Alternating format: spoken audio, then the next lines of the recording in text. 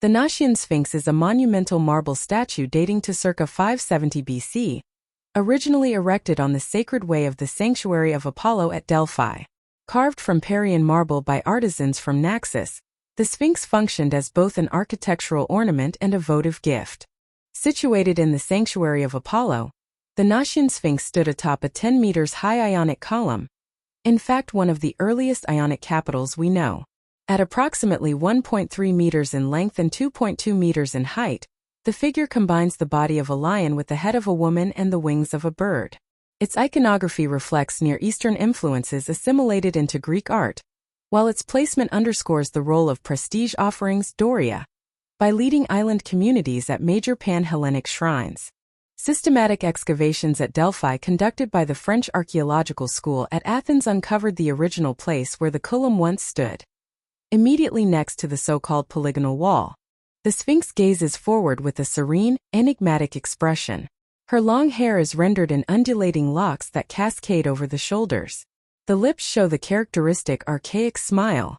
The muscular feline body is naturalistic in contour, yet the wings display schematic feather patterns, indicating an ongoing transition from abstract orientalizing motifs to the emerging naturalism of the Proto-Corinthian and Archaic periods.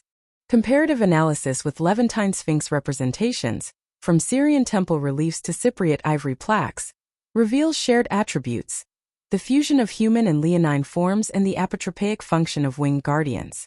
However, the Naxian sculptor's adaptation emphasizes Greek anatomical precision in the legs and torso, while retaining decorative abstraction in the coiffure. Petrographic examination confirms the use of fine-grained, translucent Parian marble, prized for its durability and capacity for crisp carving. Quarry marks on the underside correlate with block extraction techniques documented on Naxos, suggesting the raw column and figure were carved on the island and then transported by ship to Delphi. Microscopic study of tool marks indicates a sequence of roughing out with pointed chisels, followed by toothed and flat chisels for surface refinement. Abrasion traces on the wing's edges suggest final smoothing with carborundum stones.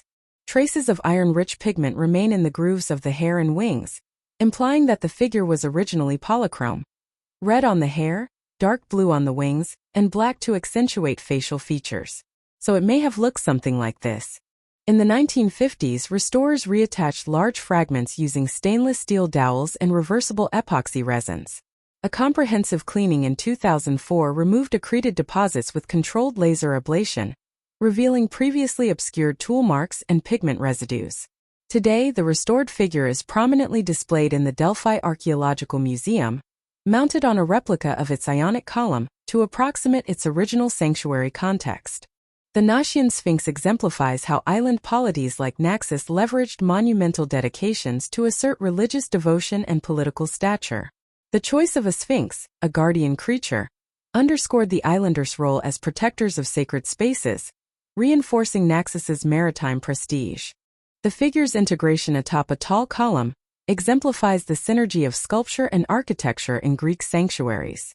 Functioning as both an ornamental crowning and a boundary marker, the Naxian Sphinx contributed to the visual procession along the sacred way, preparing pilgrims for their approach to the oracle. The Naxian Sphinx remains a touchstone for understanding archaic Greek religious art, technical mastery in marble carving, and the dynamics of intercultural exchange in the Mediterranean. Its monumental scale, refined craftsmanship, and strategic placement at Delphi reflect the confluence of aesthetic innovation and devotional practice. Ongoing studies, particularly in pigment analysis and 3D scanning, promise to illuminate further details of its original polychromy and sanctuary role. Thanks for watching.